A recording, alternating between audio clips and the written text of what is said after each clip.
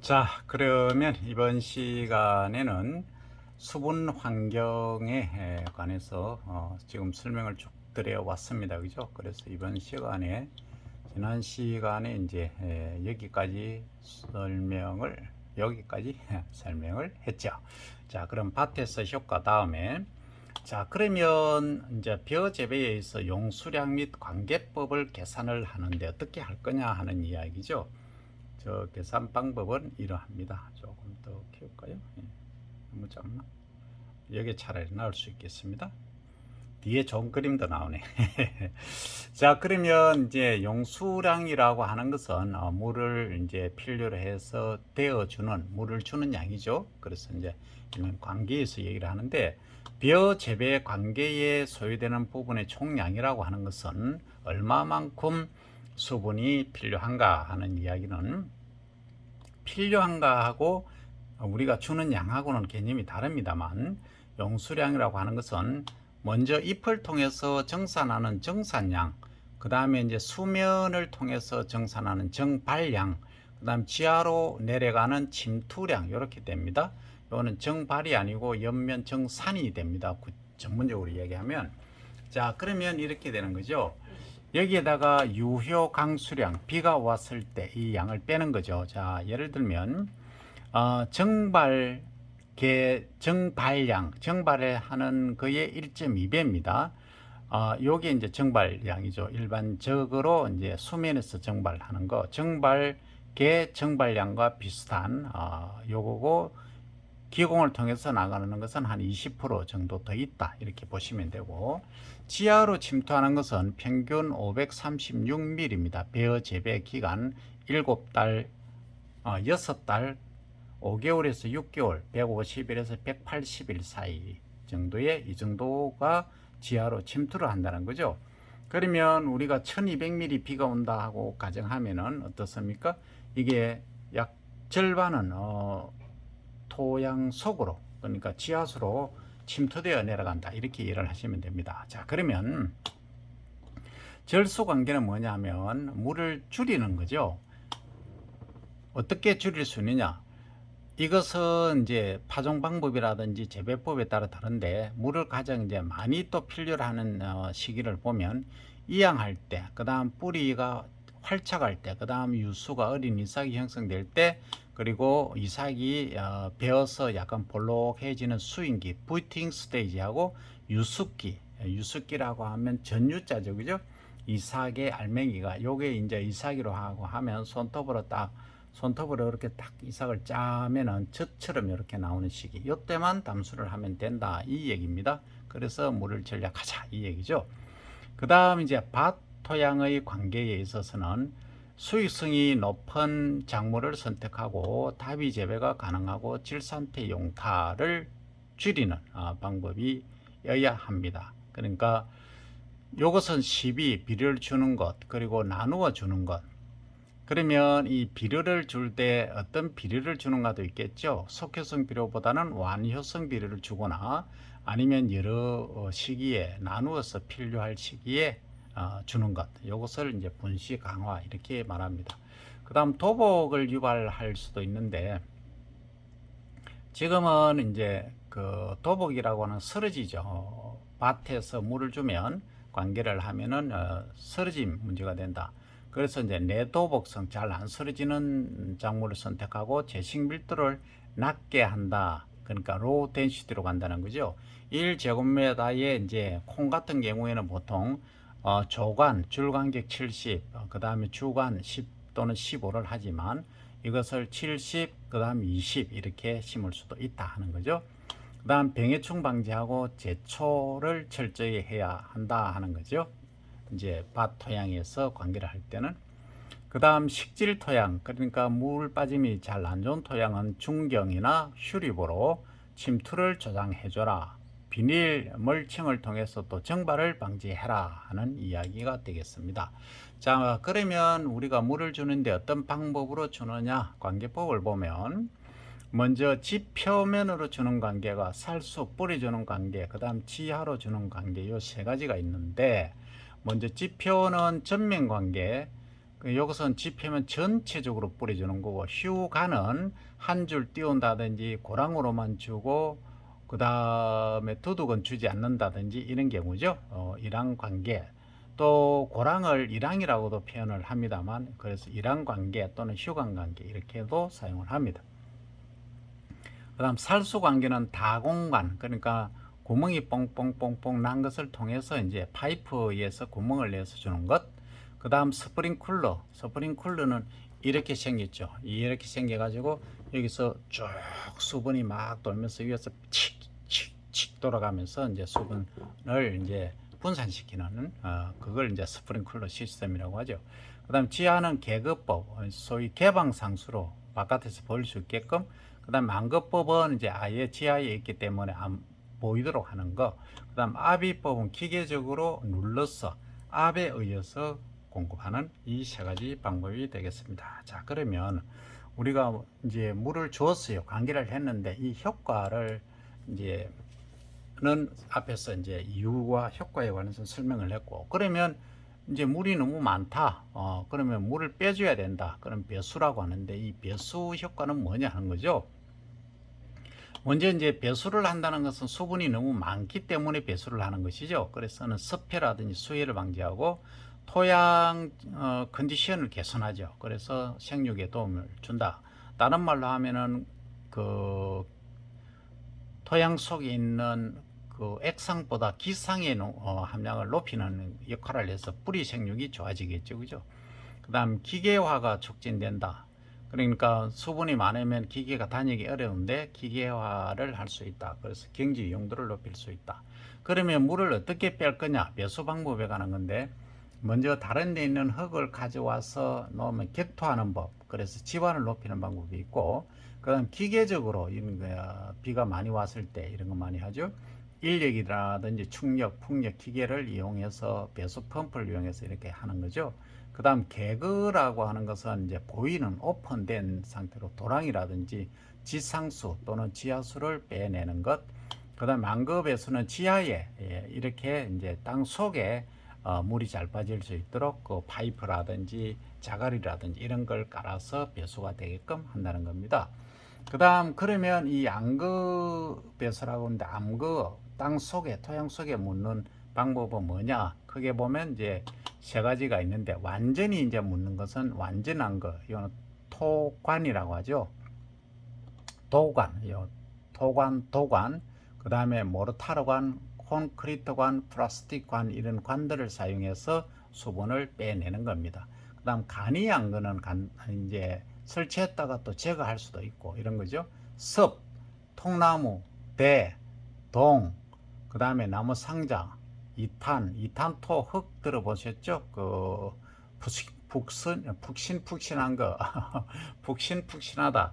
그 다른 말로 하면 스펀지 같은 거 이런 거죠. 그 다음에 조개 껍질 이런 것들을 넣을 수 있다. 그 다음에 무제안거입니다. 무제안거는 중점조 아주 그 클레이 함량이 높은 거, 중점 토양. 그 다음에 이탄지, 그 다음에 암거할 수 있는 아공기, 그러니까 물이 통하는 그 기구를 말해줘, 그죠? 안구형 이공기를 통수공, 구멍이 뚫린 그 우리 통수 있지 않습니까? 통수가 어떻게 생겼습니까? 삑 불면은 바람이 밖으로 나오는데 그걸 한쪽을 막아서 소리를 음을 조절하죠, 그죠? 그런 것처럼 이 통수공을 만드는 이런 방법이 되겠습니다. 자, 그러면 안거 배수를 할 때 유의점이 있더라. 뭐냐면 미숙 유기물이 분해되어서 암모니아 생산이 많아지는 경우가 있다. 이런 경우는 벼 도복이라든지 병해가 우려된다. 그래서 질소 시비를 적게 하라. 그 다음에 환원성 황화물이 산화되어서 이제 산화황산이 형성되죠. 그죠? 그래서 토양이 강산성이 된다. 이때는 석회를使用하라 하는 이야기가 되겠습니다. 자, 그 다음에 이제 수분이 많으면 어떤 문제가 발생하는가? 작물의 생리작용을 보면 일단 숨을 못 쉬죠. 호흡장애가 오고, 그 다음에 에너지 방출에 저해가 되고, 정산광합성이 저해돼서 생장이 쇠퇴하고 결국 수량의 감소로 이어진다 하는 거죠. 그 다음 유해 물질이 이제 생성될 수도 있다. 왜? 토양이 산소가 부족하니까 그러니까 암모니아 같은 경우에 우리가 이제 수분이 없으면은 NH4 형태로 NO3, NO2 형태로 이제 지상으로 나오지만 그게 만약에 나오지 않을 경우에는 메탄, 그러니까 CH4죠. 그러니까 CO2하고 H2하고의 결합에 의해서 메탄 생성균이 이제 이걸 만들어내는 거죠. 그럼 메탄도 발생이 생성되고 이게 또 독성을 나타낼 수도 있고, 뿌리 자체가 숨을 못 쉬기 때문에 산소가 부족하기 때문에 잘 생성을 못한다. 그래서 결국은 환원 상태로 환원성 유해 물질이 생성이 된다. 이게 문제가 되죠. 결국은 뿌리의 생활력이 감소해서 부패를 유발한다 하는 거죠. 그다음 그러면 생육 시기와 섭해, 생육 시기별로 섭해를 어느 때 많이 받았느냐, 뭐 별로 신경 안 쓸 때가 있느냐, 이런 이야기입니다. 섭해가 심할 때는 특히 이제 온도로 보면 고온기, 되게 더울 때 섭해가 심하다는 거죠. 그다음 새뿌리의 발생이 적을 때, 그러니까 초기에 많이 받겠죠, 그죠? 그 다음에 생장성이라고 하는 것은 생장할 때 많이 이제 광합성을 해야 되는데 뿌리로부터 양수물을 많이 흡수를 하기 어려운 상황이 된다 이거죠. 그 다음에 고온 환원성 유해 물질 생성이 된다는 거죠. 고온, 온도가 높으면 환원성 유해 물질 생성이 되고, 그 다음 경렵, 잎에서 뿌리 통기가 이제 곤란해지고, 그래서 이제 새뿌리의 발생이 셋해진다, 적어진다는 거죠. 그리고 생장 초기에는 토양의 환원이 적습니다. 그죠? 그래서 뿌리 통기가 가능하다. 그래서 새뿌리 발생이 왕성하다. 그래서 피해가 적다. 조금 전에 제가 생장 초기라고 한 것은 뭐냐면 이양 또는 옮겨 심을 때, 이식을 했을 때 뿌리가 착근이 되기 전에 이야기고, 이것은 종자로 이제 뿌렸을 때는 환원이 적고 또 통기가 가능한 상태이기 때문에 이것은 새뿌리 발생이 왕성한 경우에는 피해가 적다 하는 것으로 이해를 하시면 되겠다 하는 거죠. 자, 그 다음에 이제 섭해 발생 시 없어.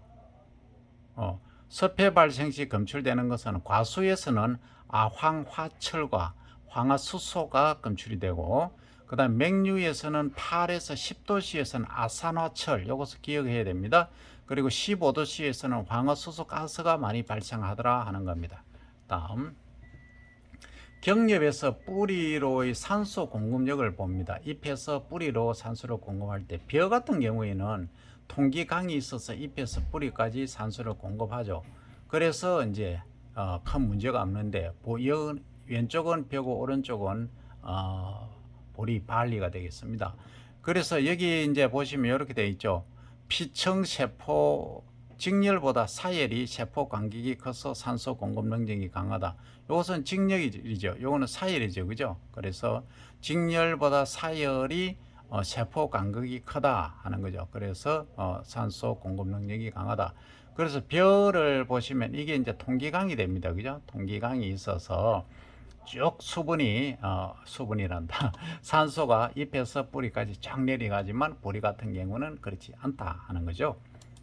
자, 그러면 이제 섭해를 봤는데, 이제 섭해에서는 뿌리에서 어떤 효과가 나오느냐 하면 뿌리 조직이 나무화된다, 목화된다는 거죠.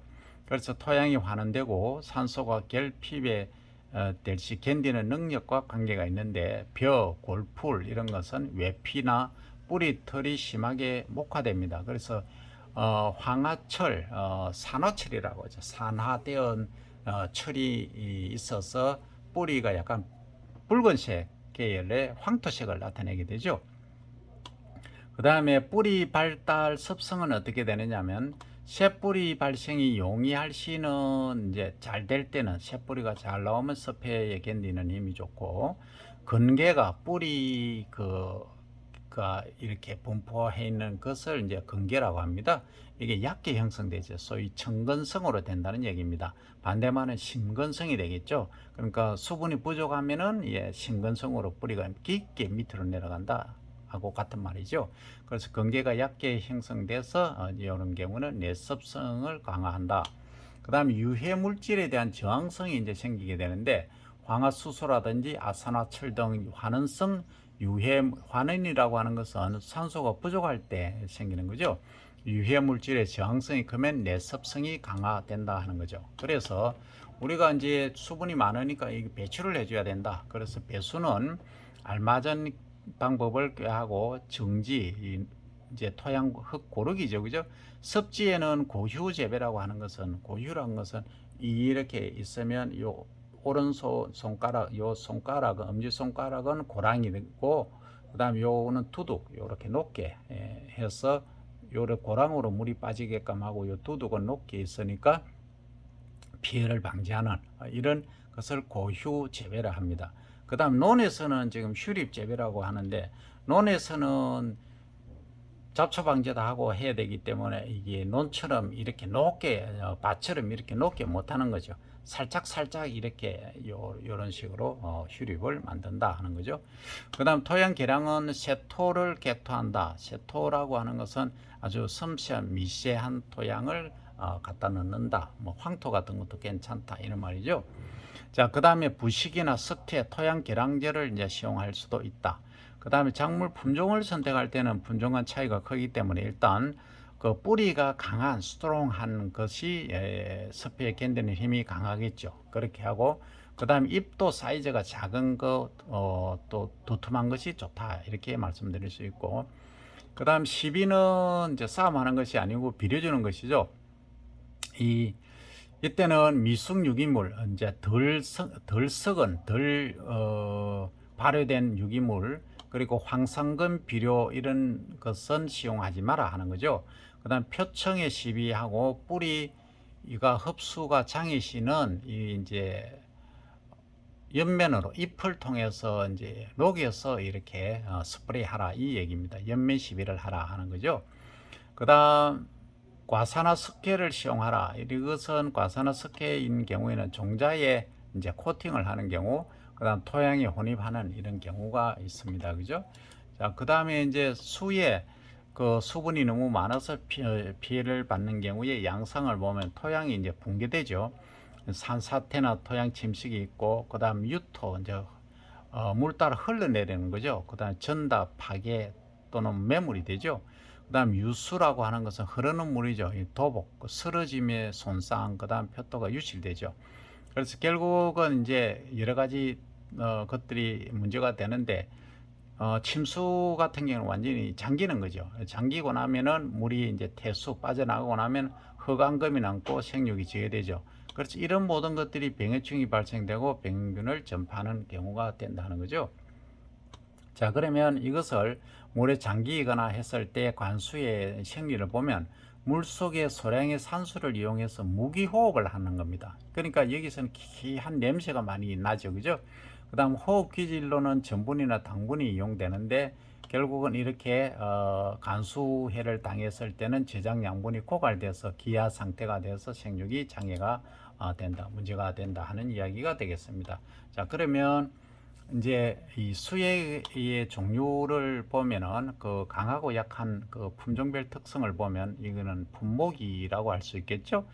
이 좀 강한 애는 아무래도 화분까지요, 그죠? 잎이 길쭉길쭉하고 좀 작은 것들, 목초, 피, 수수, 옥수수 이런 애들이 좀 강하다 수혜에.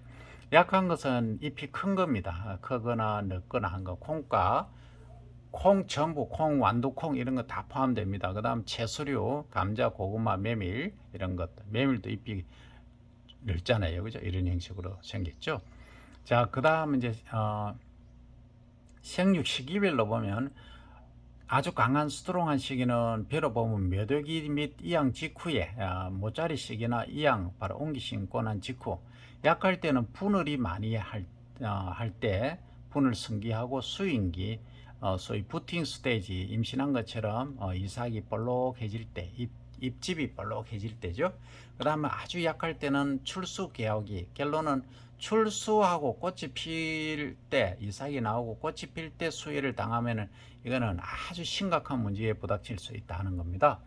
자, 그러면 이제 침수 요인을 한번 보시면은 어떨 때 이제 침수가 발생하느냐 보면, 이제 상황이 온도 수온이 20도씨에서는 10일, 40도씨는 2일, 그러니까 온도가 2배 차이 나는데 일수는 5배가 차이 나죠. 그만큼 빨리 온도가 높으면 이 피해를 입는다는 거죠.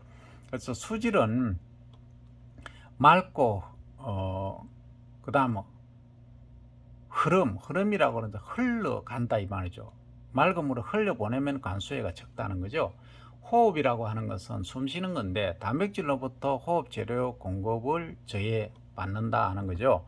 그 다음 청고라고 하는 것은 단백질이 분해가 안 됩니다. 그래서 수온이 높은 정체 탁수, 그러니까 온도가 높은데 물이 안 빠지고 그대로 있으면 이게 문제가 된다는 거죠.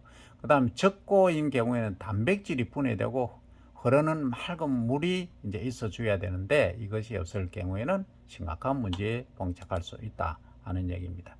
자, 그러면 우리가 수해를 당했을 때 이것을 재배적 요인을 어떻게 극복하느냐, 그리고 비료를 어떻게 또 할 거냐 하는 얘기 보면, 아까 이제 봤듯이 아주 스트롱한 것은 이 화분과 이런 것들이었고, 이렇게 다 봤죠, 그죠?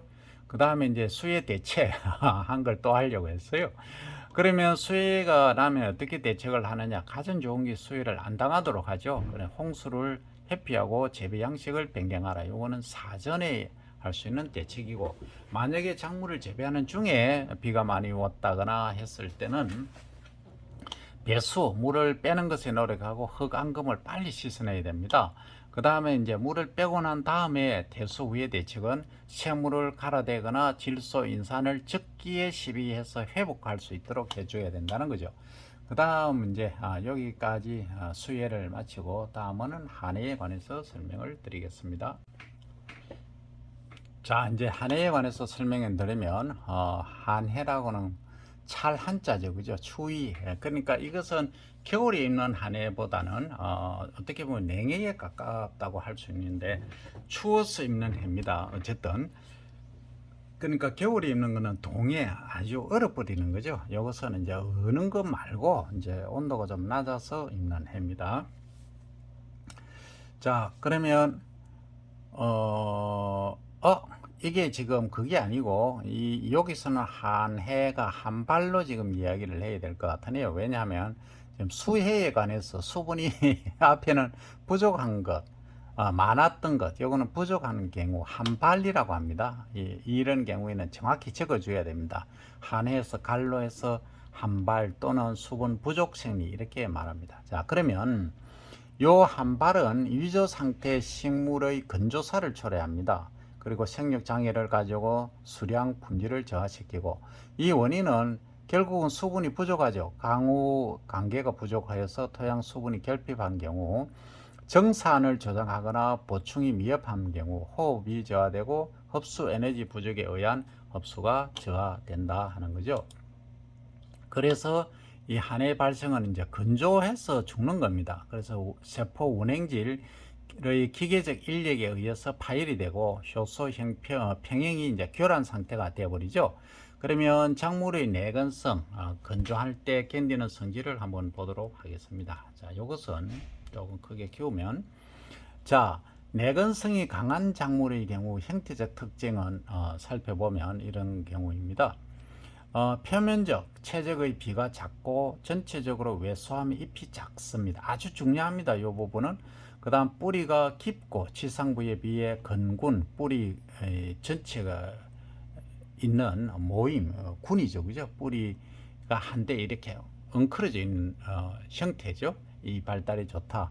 그 다음 잎 조직이 치밀하고 연맥과 울타리 조직이 발달하고 표피의 각피가 잘 발달하여 있으면 기공이 작고 수요가 많다 하는 거죠. 기공 크기가 작다 이런 말입니다. 그런데 개수는 많다 이 얘기입니다. 그 다음 저수 능력이 크고 다육화의 경향이 있다. 이 말은 물을 홀딩할 수 있는, 가질 수 있는 힘이 크고, 우리 다육이 있지 않습니까? 선인장류처럼 이런 경향이 있다. 후막 조직이 두툼해지는 경우죠. 그 다음 기동세포가 발달하여 탈수되면 잎이 말려서 표면적이 축소된다. 그러니까 상황에 따라서 잘 대처를 하는 거죠. 그 다음에 세포적 특징으로 보면 이것은 형태적 특징이고, 세포가 작아서 수분이 적어져도 원행질의 변형이 적고, 그 다음 세포 중에 원행질이나 제장 양분이 차지하는 비율이 높아서 수분 보유력이 강한 경우, 그 다음 원행질의 점성이 높고 세포액의 삼투압이 높아서 수분 보유력이 강해집니다. 이건 아주 중요합니다. 지금 하고 있는 것도. 그 다음 탈수될 때 운행질의 응집이 덜하다. 그리고 운행질막의 수분, 요소, 글리세린 등에 대한 투과성이 크다 하는 거고, 그 다음에 이제 물질 대사적 특성을 살펴보면 건조할 때 정산이 억제되고 급수할 때 수분을 흡수하는 기능이 크다. 그리고 건조할 때 호흡이 낮아지는 정도가 크고 광합성이 감퇴하는 정도가 낮다.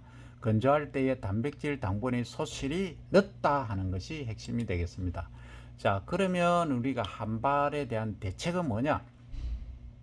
근본적으로 이제 물을 잘 공급해주면 가장 좋겠죠. 근본적인 대책이고, 그 다음 작물이나 품종 선택은 내건성이 강한 작물을 선택해서 재배해야 된다. 특히 이제 화분과 수수라든지 두류, 이런 애들, 서류, 고구마, 콩도 여기 일부 이제 포함되죠. 콩은 잎이 넓지만 의외로 이제 일반 콩, 장류콩 같은 경우 잎이 작은 경우는 여기에 적응이 강하다 하는 거죠. 그 다음 토양 수분의 보유력이 정대되고 그래서 정발을 억제하는 방법으로 간다면 토양 입단의 조성과 드라이 파밍이죠. 그러니까 건조 파종? 건조 파종은 그렇고 그걸 뭐라 그러죠? 드라이 파종. 그러니까 마른 종자 파종이란 말이죠. 그러니까 발화를 안 시키고 바로 건종자를 파종하는 것이죠. 그래서 빗물 지하에 저장하는 경우, 그 다음 모관 상승을 조장하는 이런 경우도 있다. 그 다음 피복과 중경제초, 피복은 덮는 거고 중경제초는 조금 자랐을 때 이제 제초를 하는 건데 이것은 비닐이나 풀, 퇴비 이런 것들로 피복해줘도 된다 하는 거죠. 그 다음에 이제 정발 억제제를 살포할 수도 있다. OED 유액을 지면에 또는 수면에, 옆면에 뿌릴 수도 있다는 거죠. 그 다음에 밭에 있어서 대책은 뿌린 골을 낮게 하거나 또는 좁히거나 재식 밀도를 섬기게 한다 하는 거죠. 그러니까 밀식을 하지 않고 소식을 한다, 넓게 심는다 이런 거죠. 그 다음 질소 다용을, 질소를 많이 주는 것을 피하고 퇴비나 인산, 칼리를 정시를 하라 하는 거죠. 질소는 줄이고 퇴비나 인산, 칼리는 많이 줘라. 그 다음 봄철 맹류 포장 건조 시에 다밥, 밟아주는 거죠. 이게 이제 밟아주기 참 힘듭니다만 과거에는 우리가 이 다밥을 많이 했었습니다. 그죠?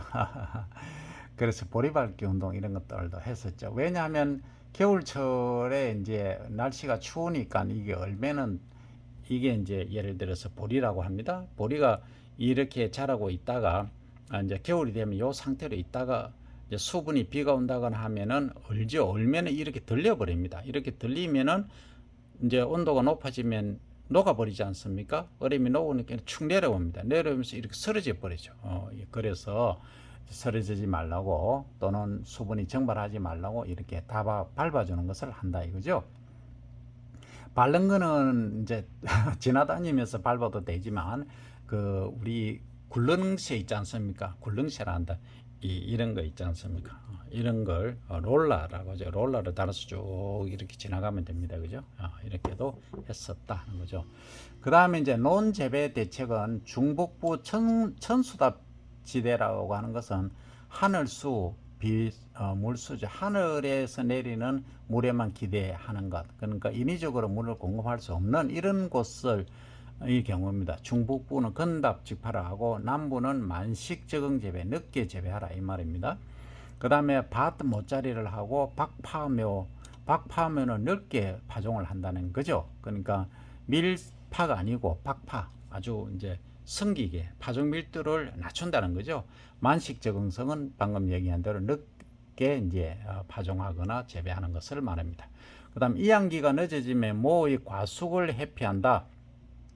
빨리 과숙은 너무 많이 성숙해버리면 벼를 이제 모짜리에서 이렇게 재배를 하다 보면 이 모짜리에서 출수를 해버립니다. 이삭이 피어버리죠. 그래서 이런 것들은 문제가 되니까 과숙을 하지 마라 하는 거죠. 너무 많이 오래 두지 마라 이 얘기입니다. 그래서 모소금을 하고 모짜리에서 가식을 하고 본닥 가식, 저묘 이렇게 이 순으로 하라 하는 얘기입니다.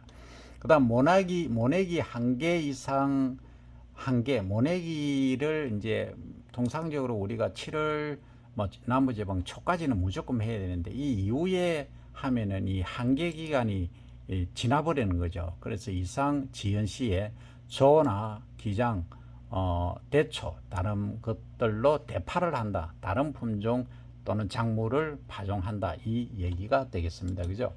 그 다음에 이제 자정작용이라고 하는 것은 수질 오염이 되었을 때 어떻게 이제 하느냐. 오염이 안 되게 하는 것이 가장 좋는데 이제 오염 됐을 때는 먼저 자정작용은 이 벼를 심으면 또 미나리 같은 걸 심으면 이렇게 중금속이나 수질 오염된 걸 좀 정화를 합니다만 어쨌든 이제 자체적으로 자연적으로 하는 것은 이제 토양에서 또 하는 기능도 있습니다만 오염 후 시간이 지날수록 하천 자체가 오탁이 이제 줄어들죠. 그죠? 시간이 지나면. 그래서 이제 자정작용 좌표라고 이제 자, 요것을